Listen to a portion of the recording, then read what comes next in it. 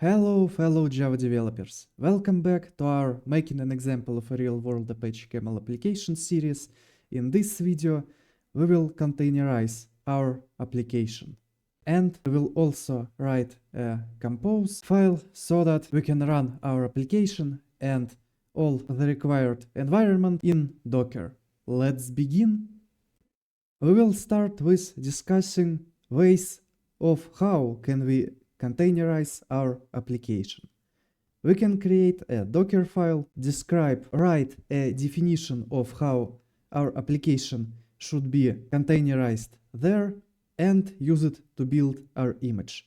Or we can use Spring Boot Maven plugin, build image goal, or some other Maven plugin to do this for us. We will use Maven plugin provided by Spring. We will specify its version with our Maven property, and then what we need to do is we need to specify the name of our image. It's done with configuration image name property, and here I will write our company's name, then examples, because it is an example. Then we usually have an application name, which in our case we can get from project artifact ID Maven property, and then after colon we specify our image version, which we again can take from Maven property project.version. And after we done that, we can run Spring Boot build image Maven goal from the Spring Boot Maven plugin, and it will build an image of our application. And when our job finishes, we can run docker image list command and see that we have our image built. We've containerized our application, and now we can run it in Docker. But we'll not be doing it yet, because what we need to do is we need to configure all the environment variables that we've specified in our application.yaml to run our container. We will do this in Docker compose file, in which we will also specify our program's environment. So let's create docker-compose.yaml, and in that file we will start defining our environment. So first of all, let's specify a name for our compose. We will call it something like document sign compose. Then we have a services section, and here we can start specifying all the containers and their configurations that we need to run our application. We will start from SFTP container, and let's go to our tests and see what image do we use there, because that's the image that we'll be using in our compose. So here we have Postgresql, Artemis, MockServer, and yeah, here we have our Atmos SFTP container, and here we can specify the same image. Then we will specify a command, which we again will take from our test containers configuration, but instead of using these constants, we will just provide our own values. So it will be something like docsend SFTP user, then docsend SFTP password, then we have colons, and lastly we have a directory. For example, let's make a documents directory. We finished our command for SFTP container. Now what we need to do is specify container name, and let's also specify ports that will expose.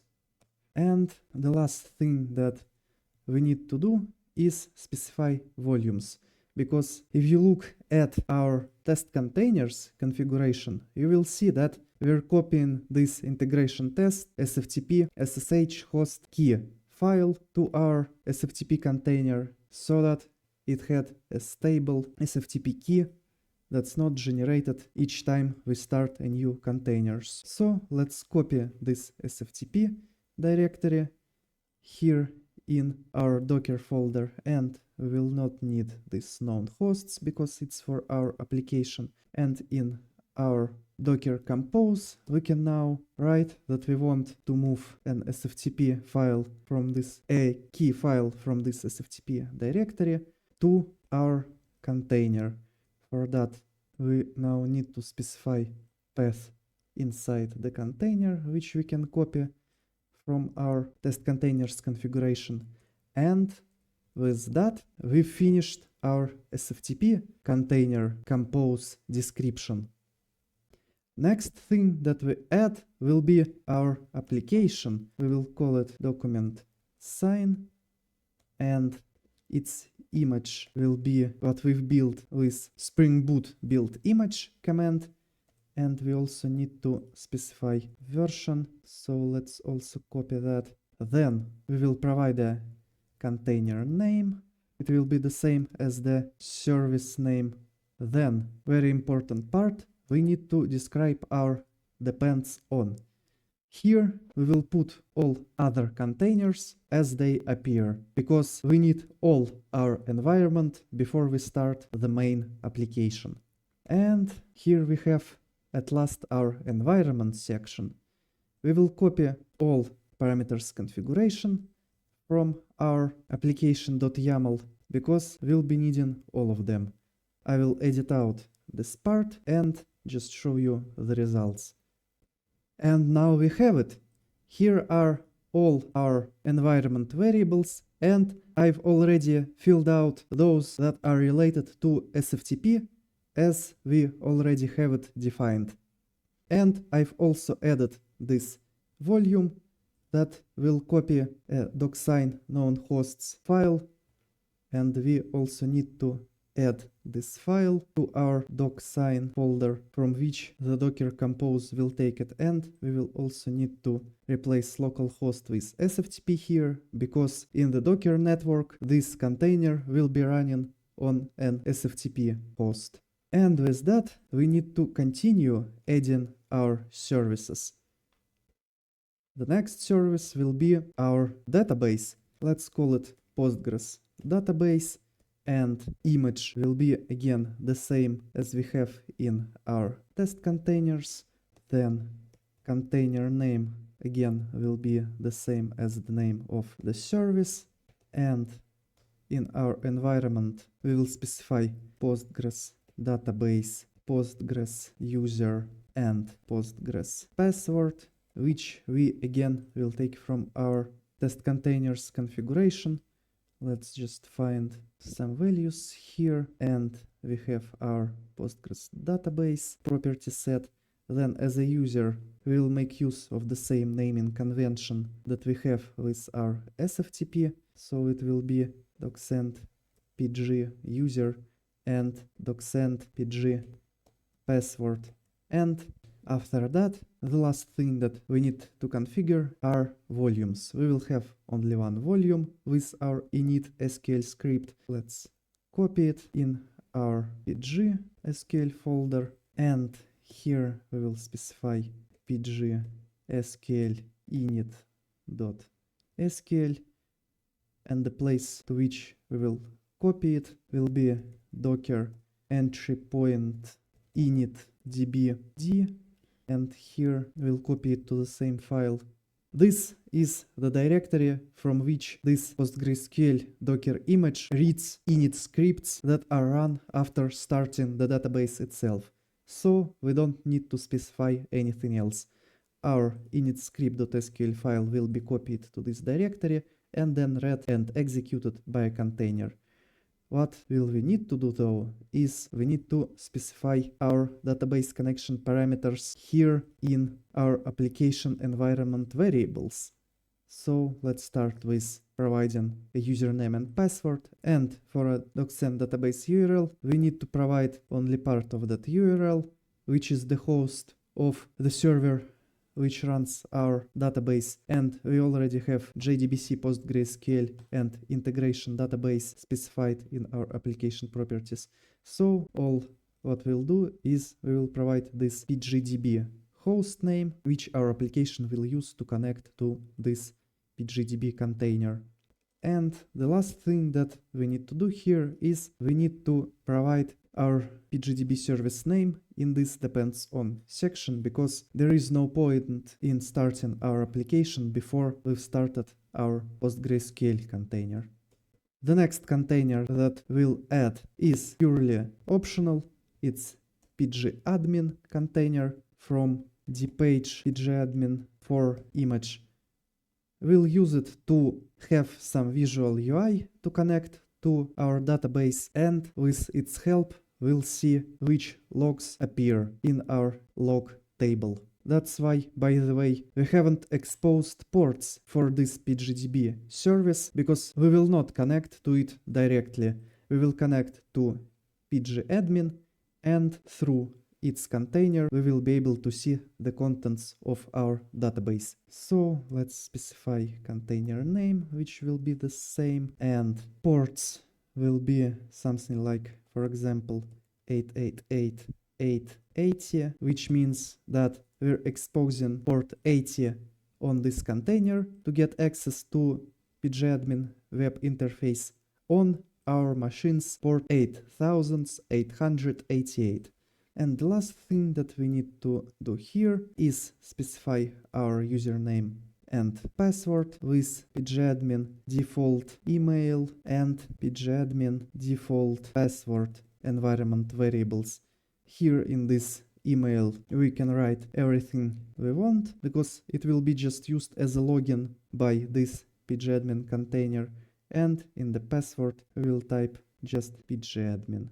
We actually don't need to wait until PgAdmin container starts before running our document sign application. That's why we're not specifying it in this depends on section. The next service we will add is sign document service, which will be running on the MockServer container. So here we'll take our MockServer image, and then container name will be the same as the service name as usual. And to run our MockServer we will use server port 443 command, because we'll be running an HTTPS version with our certificates configured. And then we need to specify environment and volumes, same as we did here in our test container configuration. We need these environment variables to specify to MockServer where it should look for certificates that it will be using for HTTPS connection, and we will need to add these certificates in our volumes section. I will edit out the process of copying these values and just show you the results. And here we have our MockServer container configuration. We have these environment variables which specify paths to certificates that our container will be using for HTTPS connection. And here in this volumes section, what we're doing is we're copying all of these certificates to the container file systems to the exact same paths that we've specified in our environment properties. One important note, however, is that we cannot just copy the certificates that we've created for our integration tests, because these certificates have a localhost server name imprinted into them. This is because when we're running a standalone MockServer container, it treats its host as localhost, and we're running our application in a unit test. Our application connects to the localhost, and the certificates that we provide to our application have a localhost server name in them. But when we will be running our application in Docker Compose, it will connect to this MockServer based sign document service not by localhost HTTP address, but by this sign document service address. This means that we need to remake our certificates so that they are given to sign document service server. In this way, there will not be a conflict that the server to which our application connects is a sign document service, but the certificates that the server provides are given to a localhost server. Creating the chains of certificates is out of the scope of this video, but here we have another important file. In our integration tests, we were configuring a MockServer expectations with a MockServer client. But of course, here we cannot use a Java MockServer client. That's why we've specified our expectations in JSON as MockServer documentation suggests. So here we have our expected request that will be a post request to sign document sign service path. And here we have a response that will be returned. It has some base64 string and other fields that the sign document JSON response should have. And of course, in our compose file, we're specifying that we need to copy this expectations JSON file to our container. And we also specifying that MockServer should read its expectations configuration from the same path to which we copy our JSON file.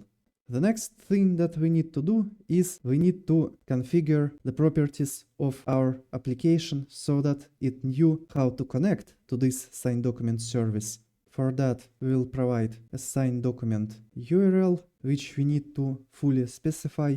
So we will write HTTPS, then the host of our MockServer in this Docker network, and then the path that we've specified in our expectations JSON. And here we have our URL configured. Then for trust store, we will specify something like file workspace test trust store.jks, and of course we need to add this file in our volumes section. So we will need to copy this test trust store JKS file from our docsign folder to this workspace folder, which we've specified as our trust store path. And the password that we've specified when generating this trust store is just a password, and as an API key we can specify anything because our MockServer does not check this API key. So basically we can just add a random UUID here. We just need this property to be filled. And with that, we've configured our sign document Docker Compose service. And the last service that we need to configure is client send service. Again, we will copy image from our test containers configuration. Here we have our Artemis Alpine image, and container name will be the same as the service name as always. And here we will specify ports because ArtemisMQ actually exposes a web interface to which we can connect and see what messages do we receive. And that's it for this service configuration. Now what we need to do is we need to set up corresponding properties in our application configuration. So we're adding this client send service to the depends on section because we need it for our application to work.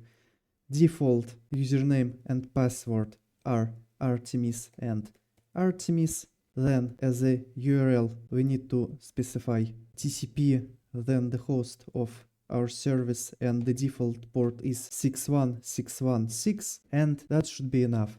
Now all that remains is to specify a request and a response queue, and because by default Artemis from this Apache ActiveMQ Artemis image is configured in such a way that it automatically creates a queue if it is missing, then we can just choose any name we want. And the last but not the least thing that we should do is we need to add this main web application type none property to our application properties, because without it Spring will try to run our application as a web application and this might cause an error. But with this Spring main web application type none property, Spring will run our application normally. And when our compose is started, we can use tools like, for example, WinSCP to connect to our localhost and port 22. And here we see that we are able to access our documents directory.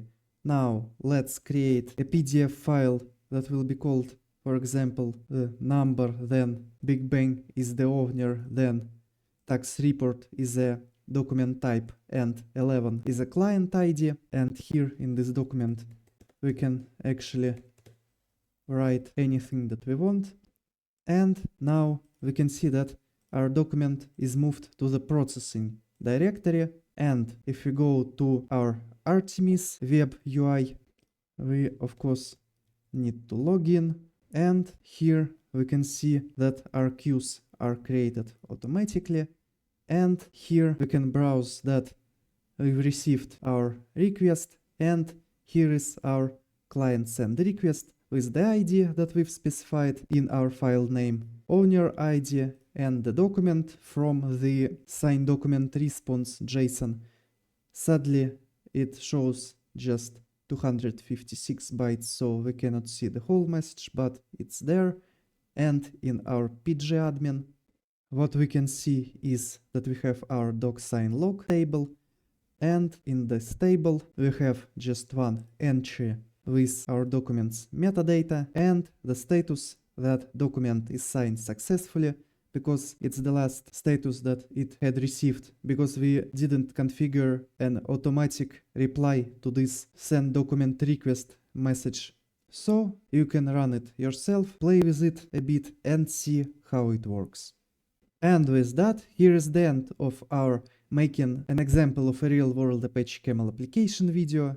In this video, we've dockerized our application and set up a Docker Compose file with all the required environment and infrastructure so that we can access the Postgresql database and ArtemisMQ and see that our application works, reads documents, writes logs in the database, and sends requests.